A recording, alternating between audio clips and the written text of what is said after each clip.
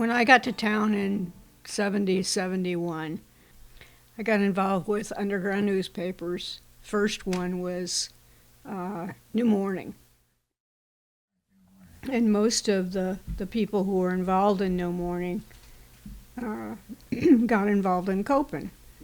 And we started working on KOPN almost immediately. I'd grown up in St. Louis, and so I knew about KDNA. And I called the first meeting. And that's my only claim to founder status. After that, much better organizers took over. But you were there at the beginning. I was there at the beginning and throughout. After that, Kathy Bierbach and Jerry Kelleher and Jeff Mintz were the organizing forces. People from Jeff was involved in Everyday People. Oh, yeah. Bierbach and I were at the Women's Center. Kelleher was hanging around everywhere. But yeah, I guess the most prominent entity was the newspaper. And I recall thinking, well, it'll be so much easier to do radio. We won't have to type things out. No layout, Yeah. no paste up. Just get on the air and talk. Yeah. I always tell people over the air when I'm doing a show that KOPN was founded kind of on the Little Rascals principle. Hey gang, let's do a show. Yeah. And so there you have it. Let's do a radio station. And Harry Burrell says, yeah, we could build one of those.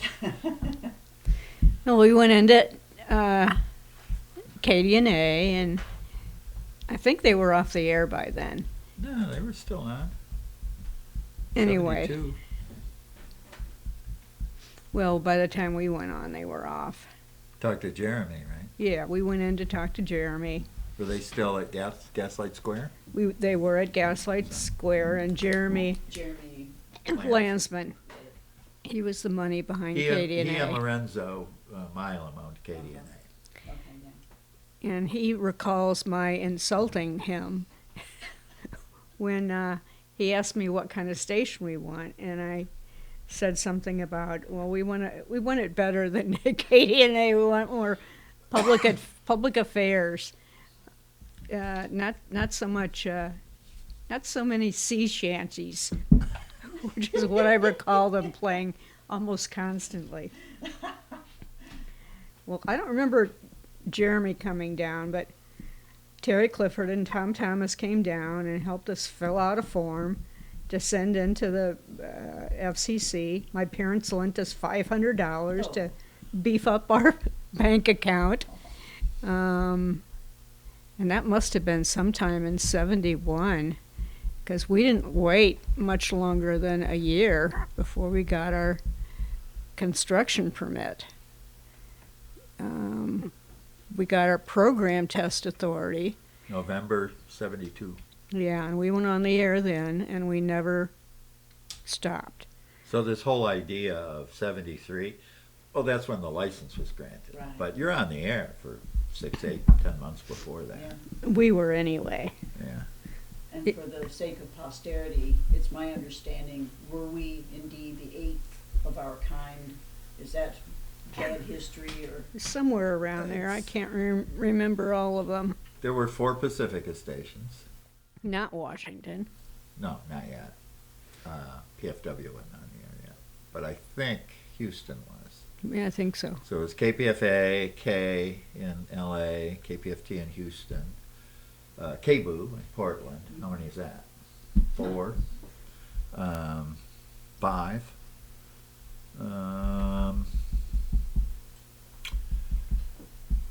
I can't remember. Can't remember the other 2. In common is we're Oh, talking KDOW. about not-for-profit community radio, kind of like what KOPN started up doing. Yeah. So we were one of the early ones doing that. Oh yeah. Yeah. There weren't very many And yet. I gather we were the first one to be doing it in a small population area. Yeah, we were not expected to survive. Jeremy said it's not possible. It's just too small. You can't Isn't it do sweet it. to sit here 50 You just years can't later? do it. Of course, we were only 10 watts, so it didn't take a whole lot of money. And somebody, I can't remember which station, gave us our transmitter. Oh, KDNA. That all came from Jeremy. I'm not sure about Oh, you mean the that. 10 watt? Yeah, the 10 Gates. watt Oh, transmitter. It was from some college station or Right. something like that. Because I remember later on when we upgraded about a year later, 2 years. There was some controversy about whether we should sell it to, was it the Nebraska station? And I said we had to give it away because it was given to us originally, so we had to pass it on. You're so pure. Yeah, I am. That's And good. Yeah. It's a virtue. Yeah. You were desperate for money, but we can't sell it because someone gave it to us. You know, what was it worth? $500? yeah, something like that. So we were all volunteer when we went on, and we stayed that way for an awfully long time. And you were the first program director. No, No? Mintz was the first program director, Oh. and Kelleher was the first station manager. I think I might have been the women's programming director or whatever, So we're talking about Jeff Mint right? and Jerry Kelleher. Jerry Keller. And Kathy Bierbach was the news director. We actually started with news, the daily news. That didn't last long. You just read the paper. Yeah, we did read an awful lot of news from community newspapers around the country. I still have boxes of those. Oh, Right. no. And I was looking. I brought a bunch of program guides and stuff, but I didn't bring all the background material. Yeah. And I'm afraid we tortured community listeners as we learned how to do radio and not to do radio. What were some of the mistakes that were made early on as far as torturing these people? What were we doing that was torture? Reading articles Oh, on the just- radio, Yeah, okay. long articles, not editing, not knowing how to pronounce things. Let me tell you how I got involved. It was a couple of years later. Edie Hibbard was my case manager at the unemployment office. So I would see this That's a woman great way to at the get connected. unemployment office every week and go in, and here's where I'm looking. And she said, I have this radio show. I'm doing the women's show on KOPN. Would you like to come up? You know, after I get off work. So I go up and sit in the studio while Edie reads some treatise by Mother Jones that was like 40 pages, just page after page. So there was a lot of that going on. It was just, it was hard to sit through, and I was there in the studio, you know, hoping this would be my girlfriend. You must have been hoping really hard. So at You home, sat through that. at home, listening to 40 pages of that, not too many people stayed up. Well, some listeners were desperate for something new on the radio because there wasn't a whole lot. Oh, there was plenty of exciting stuff on KOPN back then. It was consciousness across the board. Peter Stokely. Yeah, R.I.P. Yeah. Yeah. Leftist plexia. We Really? did marathons, as stations still do, but we would do special programming around them. And one year, Joe Zanola was in charge of the special programming, and he came up with doing a kind of a parody of the Jerry Lewis telethon. Great. So we had, and the telethon was, it was a fake radiothon for people who are left-handed, so we could make them equals in society with people who are right-handed. And we did it, the live action was out in the parking lot behind the station. And he called it leftist plexia, was the whole thing. And the idea was to destroy items which discriminated against left-handed people. So they started with, all those wooden desks that were always built for right-handed people. That was a big one. I don't remember all the There other was a things bunch they of stuff. destroyed. Yeah. And of course, Philo was involved. I was going to say, this Yeah. sounds all too much like Frank and Charlie material here. And Checker, who was left-handed, who I didn't, it didn't, you know, we'd lived together for 2 years by then, and I didn't recognize that he was left-handed until then. And his role was to do the little kids imitation. I feel really great. The promo for the Jerry Lewis telethon that year was this poor little guy with a speech impediment, and you know, so yeah, Checker did. It was very, very. We pushed the edge of taste. It wasn't very politically correct. Yeah. I feel really great. Yeah, and so. But it was memorable. It was memorable, and it was fun. I mean, we had a great time, and listeners responded. I mean, it wasn't all politically incorrect. It was We mostly did 100 fun. bottles of beer on the wall. Yeah, it was live. Bottle 100. Yeah, and about 75, there were marijuana cigarettes involved, and we'd alternate after that, and things got very weird. Were you there? I was there. Oh, I didn't know this. Yeah. This was at Jake's house, I right? know, Yeah, it was. I lived around the corner. It was at Jake's house on that little stretch of It's Richardson ash Street. that doesn't exist anymore. Yeah, Richardson. Yeah, and they did 100 bottles of beer on the wall, and audio taped the whole thing, recorded the whole thing, and then we played the whole thing. They did it live on the air, and then we played an edited version. Well, it wasn't live on the air. It took place overnight. But anyway, by then, the first year, Kelleher left, and Mintz left. So, Vince was around for a while. He was there when I came along. well, he wasn't program director. No, he was music director. I became program director. And Mintz's focus was on music, which he was extremely knowledgeable about. Unbelievable. And then I became program director, and I really didn't know anything about music, and I was just a facilitator. But I was good at program development. I would go out and hornswoggle people and organizations into coming up and doing shows and being creative and getting involved. Training. And I thought a long time later that what commercial stations did as promotions, we did as program development. We went out and got the community involved. And got them on. Larry Somke's contribution, he went to some kind of NPR conference, and that's what they were yammering about then. Program development and audience development Yeah. was the big buzzword. And came Audience back, and building.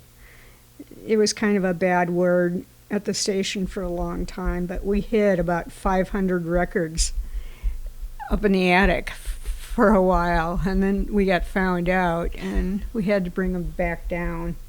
But it did make a point that some people were, Playing the same thing over and over. yeah, and they over. were not building. So anyway, Jeff's focus was on music, and mine was on program development, news, public affairs. I got a lot of programming in from the Pacifica stations and wrote a lot of grants. Worked with station members to write grants so they would have enough time and funding to develop programming. I think at one point we had 21 paid staff people. Weren't full-time, but part-time. Well, we had CETA, Yeah. which was community educational something. It was a Nixon era thing. And then there was the what was the American Vista. The This Vista, was one, right. I think The Mary Vistoids. Baker came in on that one. We had Yeah. 3 different employment grants going on at one time, and everybody was part-time. It was just a few hours here and there. And then they did outreach to various communities through those grants. and hauled people in and did shows. And then KOPN did her arts grant to, you could talk about that. Well, that's how better. she got Apple started. Right. American Audio Pros Library. Right. Right. That came through a humanities grant at first. That's how Midwest Radio Theater Workshop got started. With arts NEA grant. We had the Catholics who funded Oh yeah. the prison program. And Linda Lanau got money for news from Missouri Committee for the Humanities. Yeah, Ethics in Action. That was we started going to state entities, and then we branched out into federal entities. I think did we get a Markle grant? I think we did have a Markle grant. When NFCB was working with Markle, we got a little Markle grant or something. I can't remember what that was. That might have been after I started working at NFCB. Yeah. Actually. But there was a lot of grant money going on. Well, little grants. I mean, nobody was getting rich on these things. That's for sure. No, but the concept was, we get the grant, we improve programming, we improve listenership, we improve subscribership. That way we can build up our staffing. We were working towards getting enough money so that we could get federal funding that all the NPR stations always had through their support by institutions. We had none of that. So we eventually clawed our way up to getting CPB funding and PTFP funding, which led to real equipment. That was a game changer. Yeah. Mike McGowan was instrumental in putting the list together. And So who were the early engineers? Mike was one, and no, Sam this is was both. he, you know? Well, Harry Pearl was first, and then Mike Reed, Julie Gorman's That's right. now husband, Uh-huh. and Bill Mullert. Those were the two engineers. Hmm. And they were both EE people from the university. Huh. And Reed went on to become a nuclear engineer of some sort. He was running nuclear plants up in the Quad Cities in Iowa. Hmm. Mullert went to WYSO, WYSO, and was the chief engineer because they could actually pay him full time. Yeah. WYSO was one of the 7 stations before us, by the way. When did we actually start paying people working at the station? We started paying Checker, Dreyer, the general manager, like $35 a week after, 2 or 3 years. Second or third year, yeah. The program directors never, I was getting a little bit of money from grants off and on, but we didn't start paying a program director until Wax came on. So that was 10 years. Yeah, 80. It's 10 years. 81. And I think we'd gotten a little bit of money. We'd carved out enough money to pay an engineer a little bit. A labor of love, definitely. Yeah, I don't know that we ever paid Reed or Mullert. No. I think they were all volunteer. We used to scrounge equipment. We got on the list for state surplus properties, and we'd go down there every couple of months, and they'd have these enormous amounts of telecommunications equipment next to the old prison, next to the walls. All right. And I think they're still there. I think they still do this. And nonprofits could, if you qualified, go down and you'd get incredible pieces of equipment for pennies on the dollar. I mean, we got, frequency synthesizers and triple trace oscilloscopes, all kinds of amazing things that we could have never afforded to get. So we were pretty well stocked in the engineering part. for the tools. But for recording equipment and the board, the first board, the first one I remember, was the switcher from KDNA. It was a video switcher, an old Grass Valley, I think, video switcher with a bunch of buttons and pots along each row of buttons. Do you remember this thing? I don't remember anything smaller than about yay. It was well, the switcher itself sat in a console, which made it look bigger, and that was all, homemade by some carpenter who made the console for us. And I can't remember who it was at KDNA that adapted this thing for a radio board for audio, and it was brilliant. It was easy to train people on. Every button had, every device in the room had its own little button, and they were in more than one place on the board, so you could, crossfade from one thing to another, and you could split these things apart and do left and right. That board was brilliant. I liked it too. I wrote the training manual for it. It was a lot easier to learn than the old Gates big round pot boards, and way easier to learn than these new modern slider boards with a row. Same principle, but if you look at a video switcher and you say, that could be audio, who came up with that? It was brilliant. Training was very important to us. Like I said, I wrote the first training manual, which was probably that thick. Dave did the training for the production room, which was mandatory before you got in there. Training, retraining. When the idea was people would make their own stuff. You learned how to work a tape machine and the board, and you made your own stuff, so you didn't have to have an engineer do everything for you.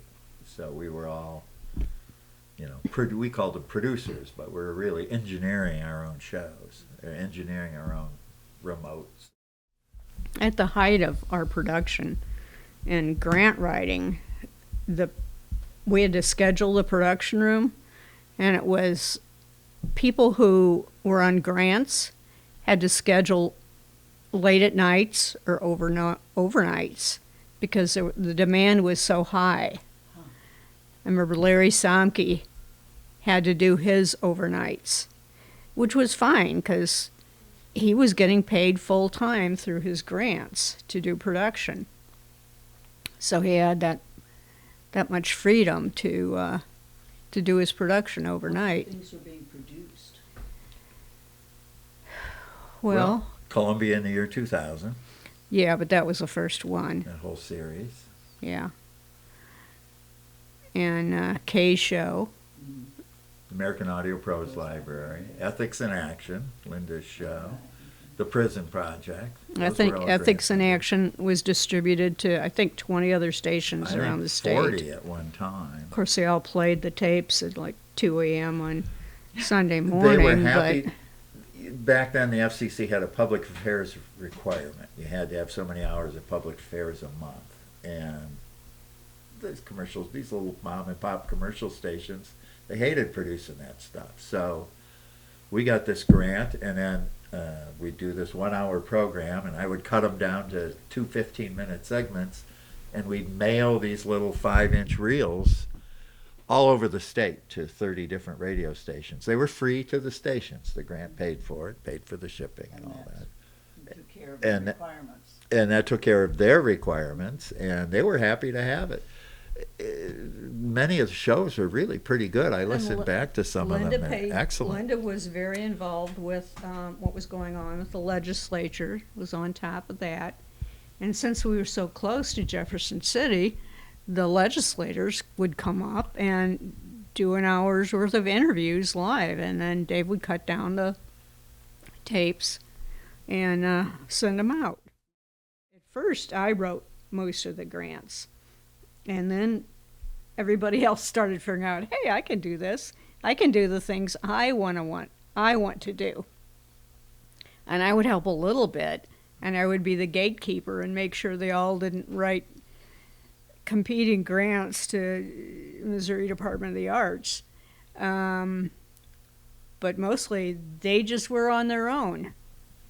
I remember Ed's grant brought in concerts from experimental musicians all over Europe and all over this country. They brought Laurie Anderson, Diamanda Gallis, Before Laurie Anderson was before anybody knew discovered who by the, Warner yeah, Records, apparently. before she knew Lou Reed. That's right. A long time ago. But let's be clear, most of the programming was not grant supported. Yeah. We did tons of creative things. You know, the usual sit in the air room and do music shows and have guests, but we did a lot of live music. Anybody coming through town, if we could get them up to play, they'd, play live on the air. If it was acoustic, we'd sit in the air room, kind of like folks do now, but we did a bunch of pretty high-end productions in the big room. Multi mics, a couple of mixers, big bands, and we'd go out and record stuff. We'd record at the Blue Note, that fabulous Coco Taylor concert. We still have that. That's a winner. That was her first time in Columbia, I think, at the old Blue Note out on the business loop. Right. Club And Vogue she now, came I back think. and back. She came back several times. But we'd do remotes. We'd be out recording or live. There's the planned ones like Earth Day, but there's not a lot of those. Frank and Charlie did some funny live ones in remotes, as I recall. Pretty much every show they were out somewhere, I think. We also got involved in bringing music to town that wouldn't have ever been here. Now, this is before Poses and it's actually how Poses got involved and got the John Poses got the jazz and baseball started, and that the whole We Always Swing thing grew out of producing concerts for KOPN in a way. Philo and he's in South America. Bill Clary put together the Mingus concert. We had Charles Mingus come here. I don't remember that. Yeah, Amazing. Charles, the big band, Charles Mingus Big Band. That was us. That was them putting that together. And I think they found a place at the university. I'm not sure if that was at Jesse or where, but it wasn't part of any university concert series. It was us. And the Wolverines, the Wolverines was fantastic. Classic jazz, boy, that was a subscriber-only party at the Road Apple Party Palace. We did it up like a blind pig, It was fun. When I got home, I discovered that my old dress was ripped all over from dancing so hard. That was an intense show. But we did lots of that stuff, and it was exciting. Of course, we were all in our 20s, and we didn't need much money, and this radio thing was part passion, part lark, part what else? It just kept us off the streets. Well, the hopeful leap was in broadcast television. It actually happened briefly. It happened for a few places around the country, but Happened here briefly. television's not as easy as radio, so. K56AU Yeah. was our little low-power television station that Pat Which put together. which And Jeremy helped Yeah. quite a bit, but it didn't survive. We actually had a full power frequency allocated to mid-Missouri, but we never even were able to file for that. We tried to get Channel 6 allocated to us, but that didn't happen. the commercial TV stations were dead set against it, and there was basically, in retrospect, we learned that basically a cabal.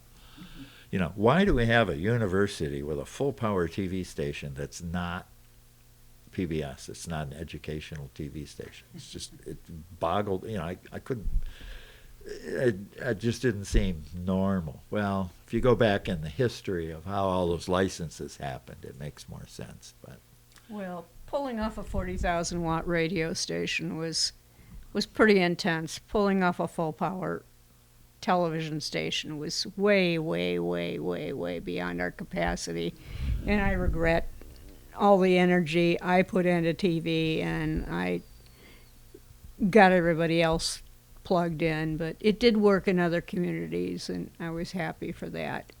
Now, the reason was we didn't have a PBS station here. There was a PBS station or an educational TV station in St. Louis and one in Kansas City. So our idea was, let's build a translator and import those signals. Well, we were broke and working on a tiny little budget.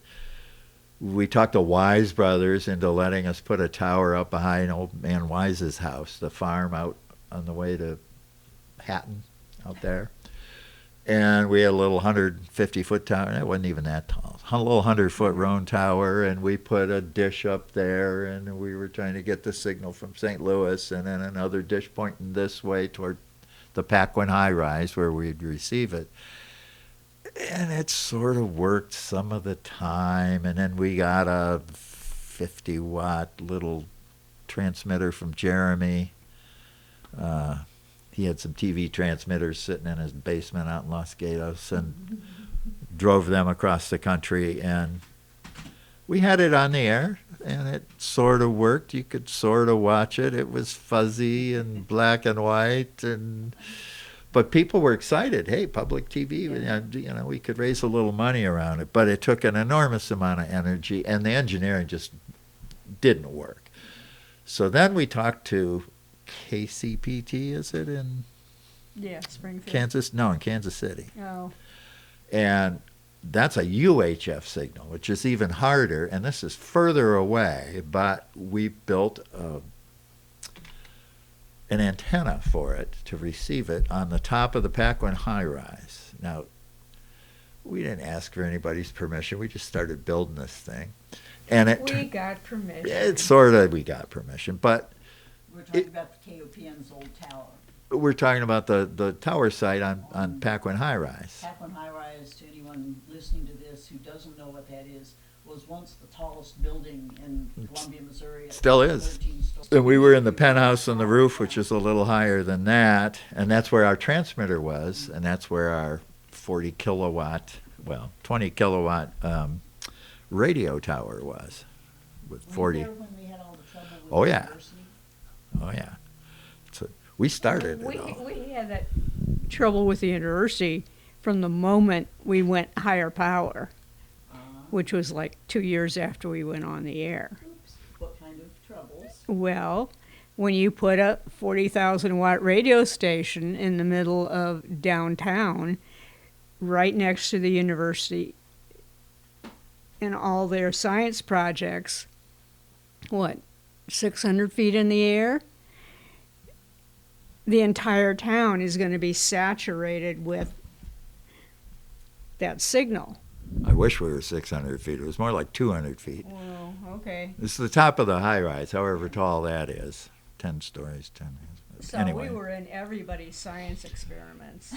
you could get KOPN on your false teeth downtown. I mean, the signal, if you can imagine a high-power 4-bay FM antenna on the Paquin High Rise beaming 40 kilowatts, effective radiated power, all over, and you know, how many blocks to the south is the physics building? 3 or 4 or 5 blocks. Yeah, and The physics building is right there. and they've got all that stuff going on. So we were interfering, but the FCC granted this thing. There was nothing wrong with it, and they spent. And the university they didn't object. They didn't file against us. No. If anybody was going to know that this was going to create a power problem, it was them. We didn't understand that it was going to do this. And then they filed against us and caused problems. And They spent more money on FCC attorneys than it eventually took for them to build a whole new tower for us and move the station out to Route C. that was 10 years after the event. It was after we were gone. Yeah, it was that well after we were gone. But yeah, they spent a fortune on FCC attorneys, and we spent like nothing. We used NFCB, and they spent a little bit of money on John. Yeah. On Haley Bader and Potts, but mostly they did that work for us for gratis, and the FCC kept denying all of their objections. And before it got moved, there was the infamous Prairie Hurricane. Were you all here for that? No, that was after we left, but it involved that giant antenna, this UHF The baseball antenna, backstop. which was 6.5 feet tall, and the width of the building, which had to be 50, 60 feet across, and chicken wire in a parabola built with angle iron.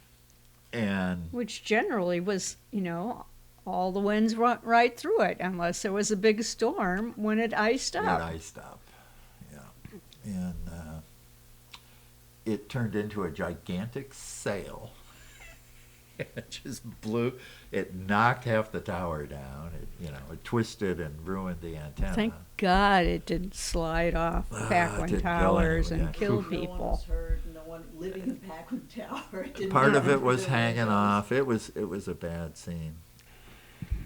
Yeah. So there were other things about being on Paquin that were interesting. I don't know if I should divulge at this time. No. Okay. No. So, Turn the tape off. Yeah. so I don't know I if they think ever sold it, but I know Statute there of were limitations got to be over by now. there were some commercial entities that were willing to buy it. I know that the Christians eventually got it, What do you but I don't know if they paid for 56. Oh. Because I left with our owing money, and I hope the station got paid for it, and then all of our debtors were paid. Oh, yeah, they sold it to Trinity Broadcasting. That's who bought it. And I think they paid a reasonable fee for it. It's just a little low-power TV thing, Yeah. so it wasn't worth a lot. No. What did you guys go on to do when you left? What time roughly did you leave Columbia? Well, in '78, we did a show in the big room called, it was like an old-time radio thing. And we had a live audience and a couple of mics hanging down. And we did a Fibber McGee thing and a couple of old radio skits. I think Chris Merrick had found the actual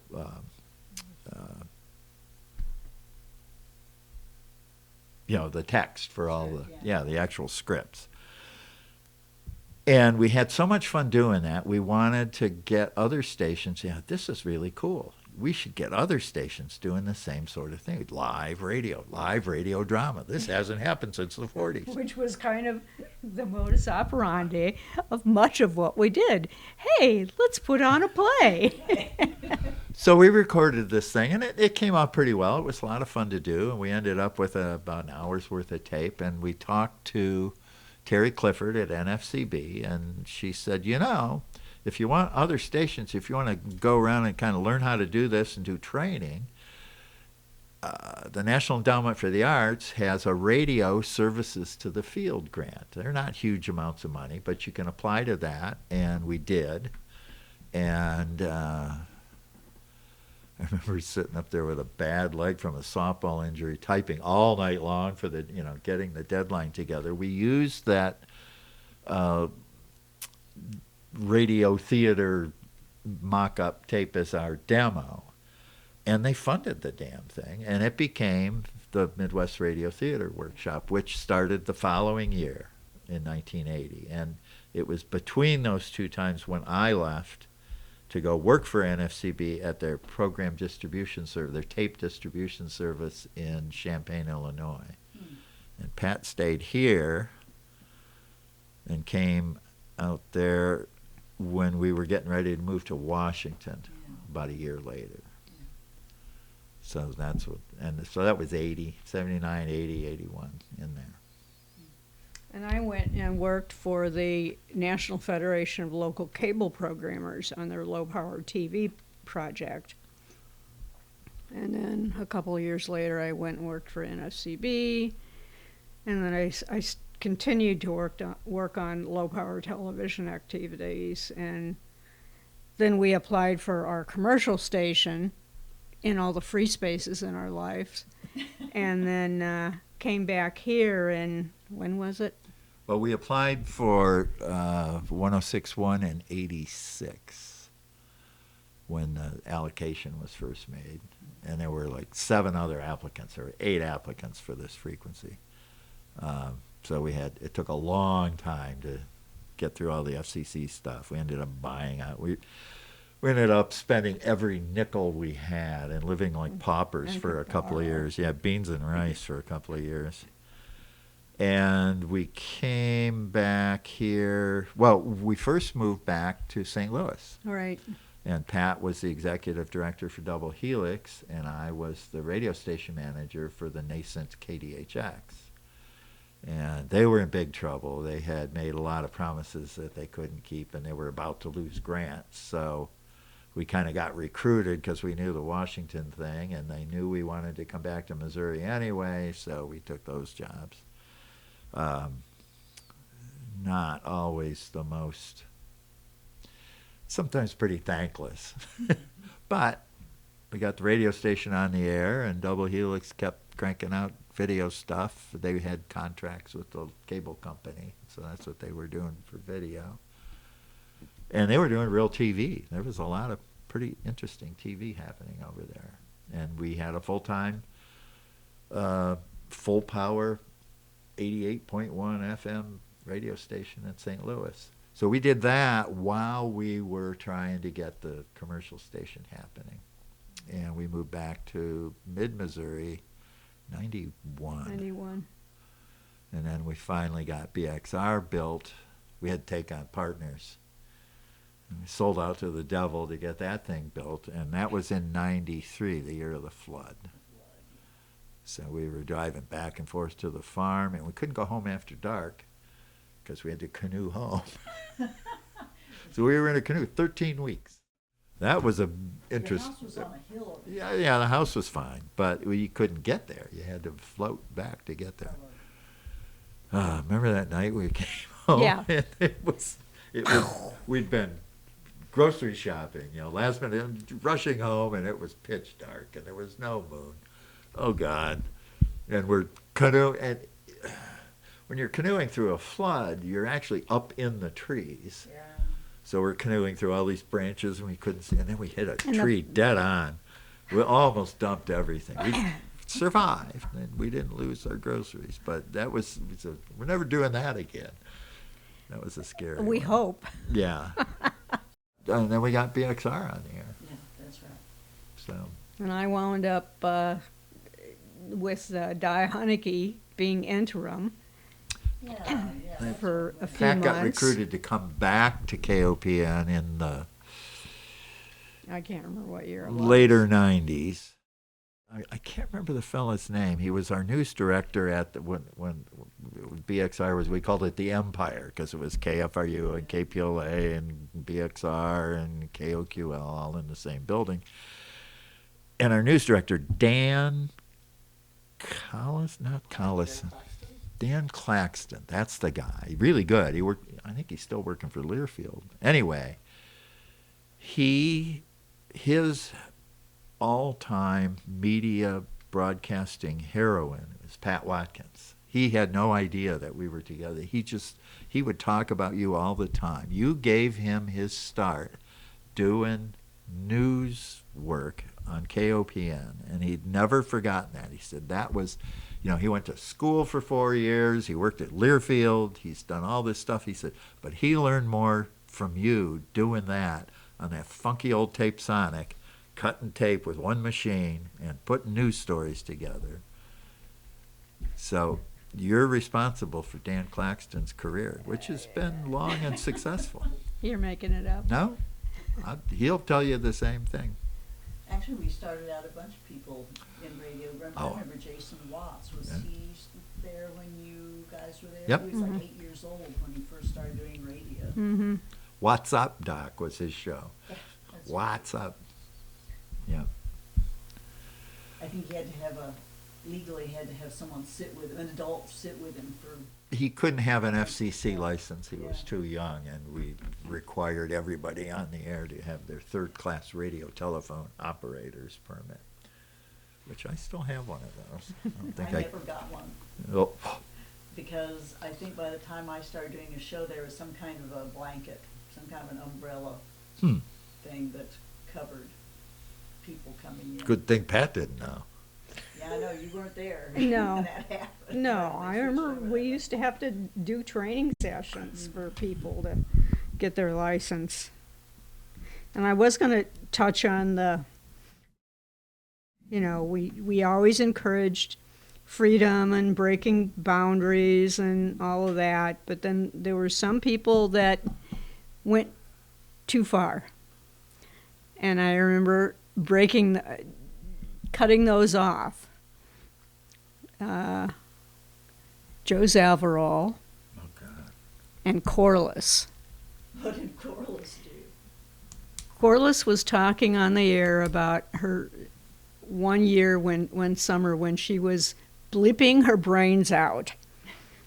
So I ran in there and read her the riot act and reminded her, it must have been for the 12th time she'd heard it, that this word and this word and this word and this word were not allowed. And Joe Zavarol I think he got it in the middle of a station meeting about, you want to break those boundaries, you walk down Broadway naked, but you don't hide behind the radio station.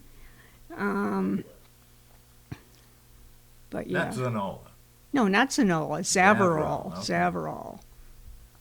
Who was a hippie, and I don't know how he broke the rules, but there were definitely those. You probably have lots of people who have already talked about how important KOPN was for breaking new ground in music, bringing music to the community that there's no other way anybody would have ever heard it.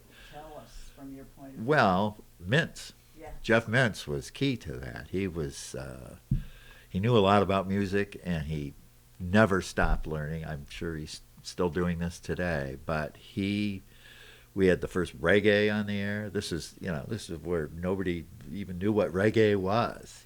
We had that on the air. We had the first any genre of interesting music that wasn't just pop and top 40. KOPN was the first one to play it here, and sometimes anywhere. Diamante Gallus wasn't getting a lot of airplay.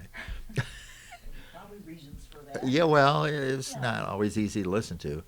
But then just Jeff and Pat taught everybody how to, if you did a jazz show and you want more jazz records, here's the labels, write to them. They'll send you records.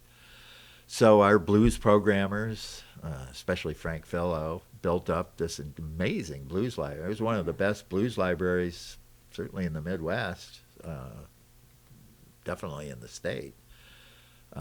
Probably still is, actually. And the jazz library was giant. Of course, the rock and pop library was big. And the color codes, remember the color codes? Yes. Every genre of music had its own color code with little Was that colored tape. Rosemary? And then Luke Lundemau was in charge of the tape library, and he had a color code for that, too. So public affairs and local stuff and national stuff. And there was Yellow. That was pure folk. Then there was Red Yellow. That was contemporary folk. Or contemporary. Yeah, that was Judy Collins and the like, But Yellow, that was Git Tanner and the Skillet Lickers, And then there was Red-Black, which was jazz. And then there was Soul, which was Black, of course. And then there was Red, which was rock. Which was old jazz. Right. And then we started Black subdividing. was middle era and Black I think the blues library had 5 or 6 little categories too. Yeah. But it worked great. The color coding thing really worked great. And then when you pulled a show, you might have records from 10 or 12 different categories, and it really helped you put them away, because you just could do it by color code and then alphabetical by artists. It worked pretty well. And we're talking about a record library even then of multiple thousands of albums. I don't know, tens of thousands of records. I don't know how big it was at the end, but it had to be huge with 2 rooms full. I think they underestimated it, frankly. I can't remember what they said it was. 60,000? Yeah, 60,000 sounds right. You know, the problem with that is there's no fidelity to that stuff. All those MP3s, they're so bitrate compressed that, you know, you listen to that and you listen to the actual audio file, or better yet, the analog version, and they're just not the same. And it's kind of a shame, because FM is a reasonably high, you know, there's a lot of bandwidth there, and it can be pretty high fidelity, and nobody listens to that. You know, they got their earbuds. You don't hear real fidelity anymore. It's kind of sad. In a way, it's compressed. Yeah, it's compressed, and you know, to compress it, you got to remove stuff, and it's okay for talk, and it's okay for music and short bursts, but over the long, you know, the listeners get fatigued and they turn it off, and they don't even know. It's just a kind of a psychosomatic thing. You get fatigued listening to that stuff. Your ears literally get audio fatigued, and you turn it off, and you lost a listener. It's kind of too bad. We should talk about the people who went on to do amazing things, who got their start volunteering at community radio. There you go. Sure. Well, Bill Wax did his first time on the air at KOPN on My Midnight Show. After he cleaned the bathrooms for 2 months. Yeah, he wanted to be on the air really badly. And he knows a lot about music, and he was deeply into jazz, blues, and soul stuff, and R&B. And I had a midnight show on Saturday, and I could play. It's called All Things Must Happen. I could play anything I wanted. And then Wax came up as a guest. And he did a couple of shows with me, and he loved doing it. And a year later, I was leaving the station, and within 6 or 8 months after that, he became the program director. So, and then he was program director here for a good while, and then I think next he went to KBOO in Portland and was the program director out there in Portland, KBOO. That's also one of the stations that's older than us. I think we're up to the 8 now. And then he went. He was born in D.C. Yeah. He lived in Chevy Chase his whole life, and he went back there. I can't remember exactly why. It was a family thing, and he ended up working for Pacifica, and WPFW was on the air at that time, and so he ended up doing a blues show, the Blue Plate Special on PFW, and when Sirius XM was built. XM, well, they were competitors. It was the XM network and the Sirius network. XM was based in D.C., and they had state-of-the-art, fantastic digital facilities, and they hired Bill to be their blues guy. So he founded the Blues Channel on XM. And you know, the rest of that is history, where he got to know B.B. King very well, and ended up... He was invited to give a eulogy at his funeral. Yeah, he did. And he received one of B.B.'s Lucille's. It's sitting in his living room. I have a picture of me holding that baby. Yeah, Lucille's in Bill's, right there in Bill and Sheila's living room. He does blues cruises now. Yeah, he's involved with all the blues organizations around the country, yeah. Before that, though, when he was doing the Pacifica stuff, he was the Pacifica National News Director based out of Washington.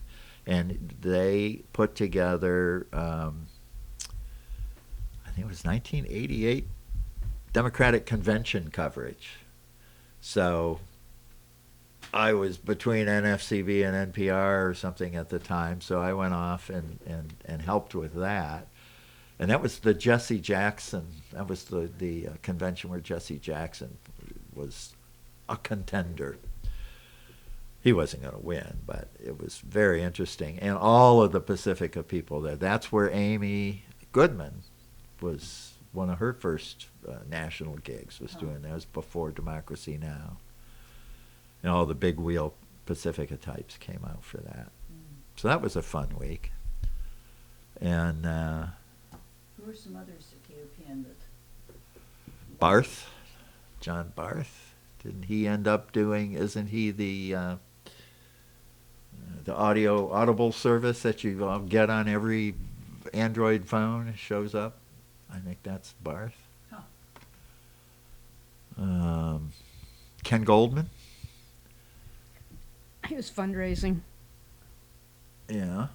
Well, he did some programming too, and he got some grants. Yeah, well, that's what he does. Yeah. He does fundraising. And Ken Goldman I think he's retired now, but Yeah. he became like development director for, wasn't an Ivy League college, but it was some Pennsylvania, highfalutin. Maybe was it Penn? I think. Might have been Penn. I think Chris Merrick went on to KBOO and broke the record for the longest duration of any, what was he, the program director? Yeah. No one had ever been able to stand it that long, and she did it for years and years. Jake went to Alaska and did radio at KCAW and Sitka, and then to With Mary. Jake Schumacher and Mary Baker, and then back to Champaign, where he did radio for the University of Illinois, and then He ran the TV. classical FM. He was Yeah. the PD for the classical FM, Yeah. WILL. And then after that, he did community TV, of all things, because he hated television. But he became a video guy. And Jake, of course, on KOPN was Fred Television. He was a lot of other things on KOPN, but Fred Television was, sort of the keystone, the corner. Yeah, Fred Television was a wonderful show. The radio, television, newspaper of the air. And Chef LaRue Larry Somke. went on to just create and distribute a series of food products when he moved to the East Coast. He's up in upstate New York. Yeah. I'm not sure if he's still doing that. Yeah, he is. He's getting over cancer at the moment. We're that age. Yeah. Yeah. Yeah, he had a stem cell replacement thing going on. But You don't want to hear this. he's recuperating just fine. But yeah, he's got a whole, I don't think it was his main gig, but he's got a whole line of barbecue and salsas. Barbecue sauce and salsas. Not that it's necessarily related to radio. You got Well, to start at KOPN. In a way, he did. Now, he did a show with Dave Mars in the mornings on Friday called Brunch on Broadway. And it was the two of them, and they are like oil and water, those two. But they made it work, It was a kind of a point-counterpoint relationship. And Larry developed this character he called Chef LaRue. And I remember there was a marathon where we were auctioning off Chef LaRue dinners. And Larry lived in this little ramshackle house on Hearth Street at the time. But people who won, I think we did 4 different dinners. And I was kind of his sous chef, and Larry would concoct these really incredible gourmet meals for 4. And 4 people would come, and we'd serve, this like coffee table thing, or a card table sort of deal in the living room, and we had all white starched uniforms with towels, and we did the whole thing. And he was really a good cook. And I was a pretty good cook. I'd done some short ordering, and I'd cooked when I was a kid in Detroit.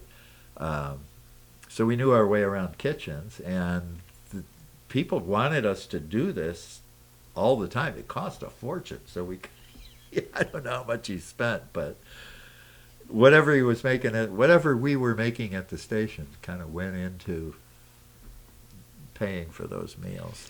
Now, did he do the roadkill report with Marge, or was that just Marge? No, I think there was the two of them. They do roadkill, and people would call in with roadkill Yeah. Latest reports. roadkill sign. Yeah, Yeah. raccoon on Highway E, you know. I don't know if they were doing Dead or Alive back then, where they, pick somebody up, a famous or semi-famous person, and listeners would have to guess if they were still alive or not. I don't remember that. Yeah, that was an interesting one. Yeah, as I said before, KOPN pushed the envelope on taste a few times. Yeah. I remember hearing stories that we got the Jewish Defense League calling the station because of something. Liberty like Lobby. Charlie, yeah. Oh, was it Liberty Lobby? Well, maybe Dr. White. Yeah, and I think the ASPCA called once too, because of something. I think there was a pledge drive, and it was during, I don't know what. Joe the and war with Frank, Iran and they were or going to something. torture the A cat. Persian They're cat. Persian, Because yes. they couldn't find any Persians. Right. It's totally bad taste. It was, anti-Iran Well, stuff. we did Anti-Shah. we did have the Iranian police come Savak. up They interviewed me. because we had the Iranian Students Union come up and do a show, and they would rant and rave about the The Ayatollah. No, the the Shah of show's Iran. the show's grandmother. Yeah. They would say very nasty things about her. But we kept them on. I mean, not that we knew what they were saying. I was doing a show. I was sitting in for somebody, and I interviewed these two Iranian guys. And they were, it was kind of like death to the Shah sort of stuff.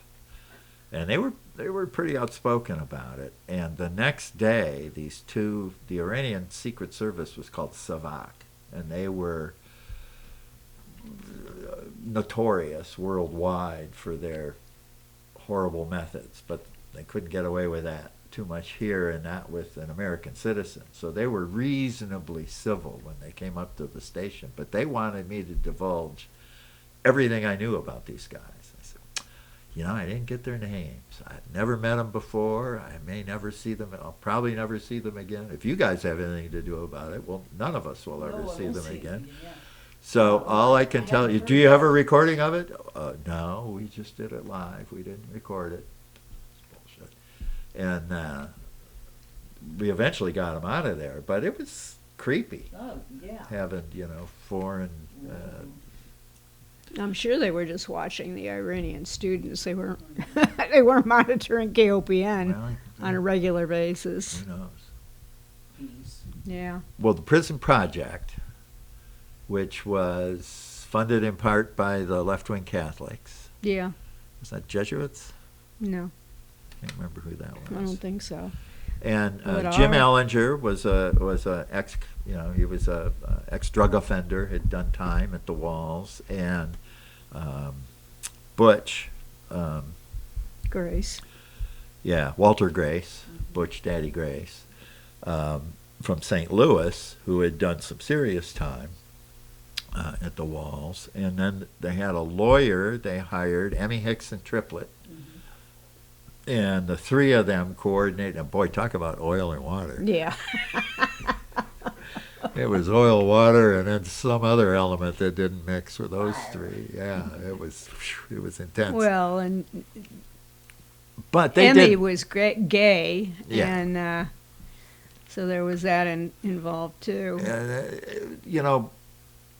In later years, Butch looked back on his time at KOPN as the best entire time of his life. Huh. This is a guy who grew up in the hood in St. Louis and was in and out of trouble, and he had a tough life. And he told me when, it was a couple of years before he died, when Kenneth and I went to visit him, that he didn't know any white people. He never hung out with any white people until he got to KOPN. It was like eye-opening for Butch and for all the white people who got to know Butch and a few of the other African-American people around the station. There weren't that many. but there were some. There was Walter on the Sugar Man, and there was Gretchen June Carter Lockett, The Black Princess. The Black Princess, and then of course Ken Brantley, Yeah. The Silver Streak, And Bart, and who was Bart's wife? Bart and Donna. Donna, yeah. Yeah, that was brief. They weren't Yeah. around for a long. Well, Donna did a reggae show for a long time.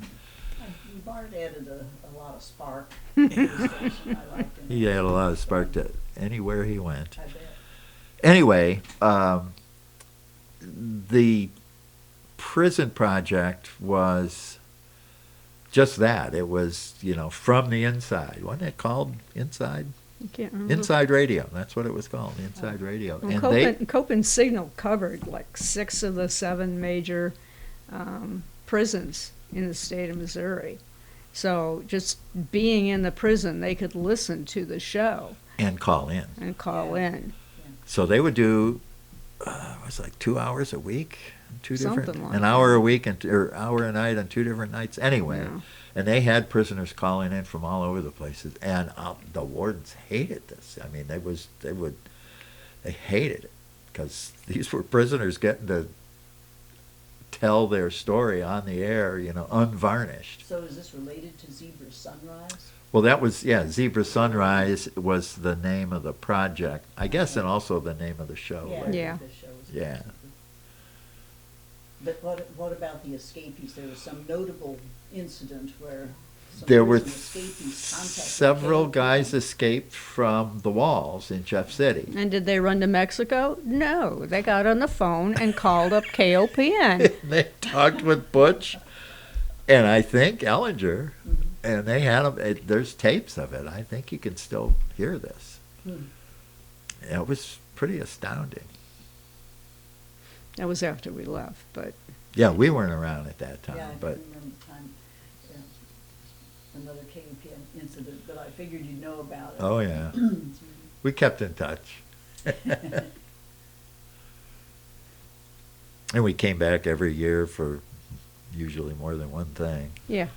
And the radio theater workshops, for sure. Here's how that happened. We were looking around. I had this little grant. I think they gave us $11,000 of the $20,000 we asked for. So we had very little money to do. They had to pay all airfares and stuff.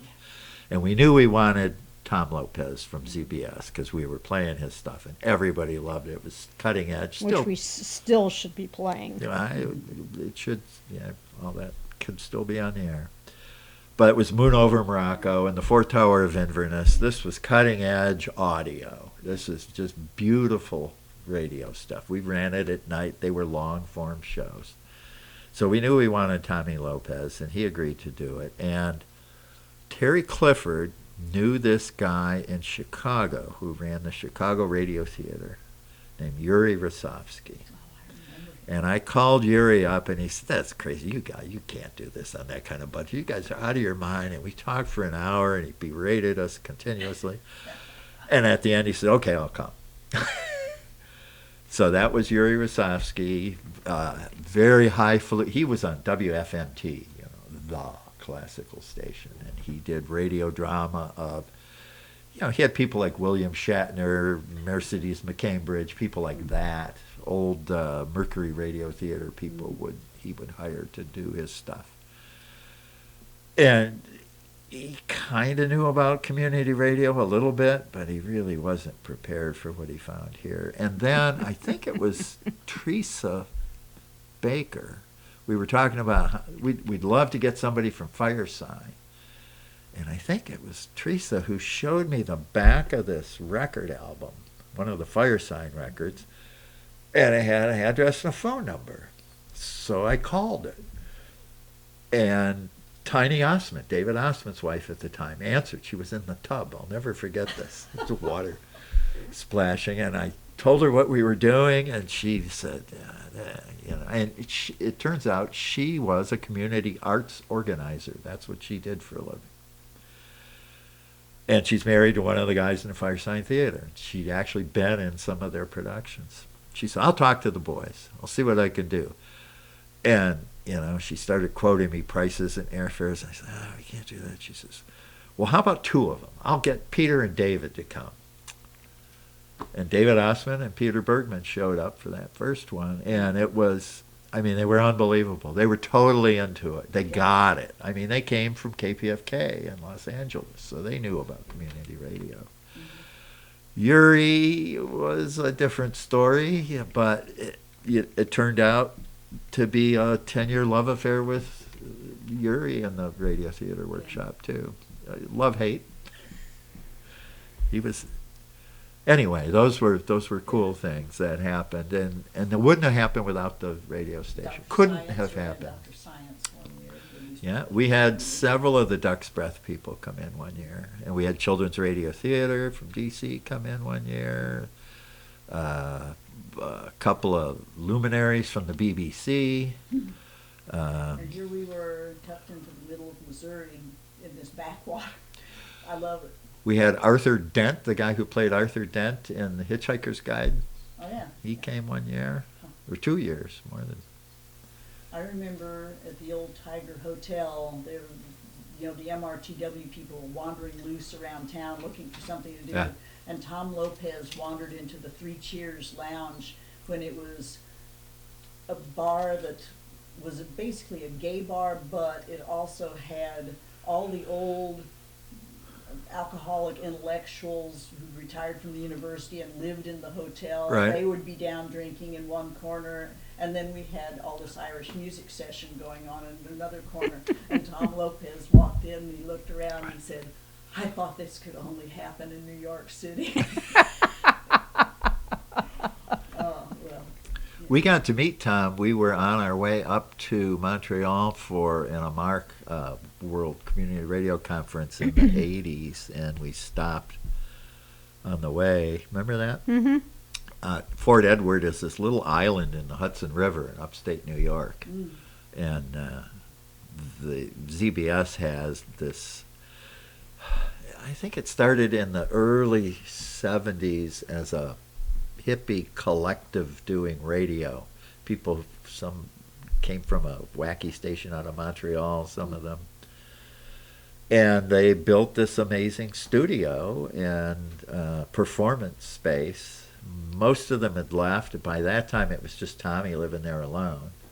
And but they did all kinds of recording. He did Laurie Anderson stuff, and plus all the amazing ZBS material that they produced. That's And what the I great actors.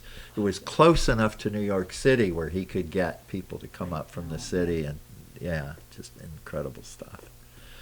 But that was fun, getting to hang out there, you know, on the farm with Meatball Fulton. That's his ZBS name. Still is. 4:50. 4:50 p.m. That's like 10 to 5. So it is. Dang. We're going to experience Columbia's rush moment. Yeah. And I didn't even have to write a list of questions down for these guys because they're radio people. Yep. They'll talk. Turn him on. Blah, blah, blah. Okay, I'm done.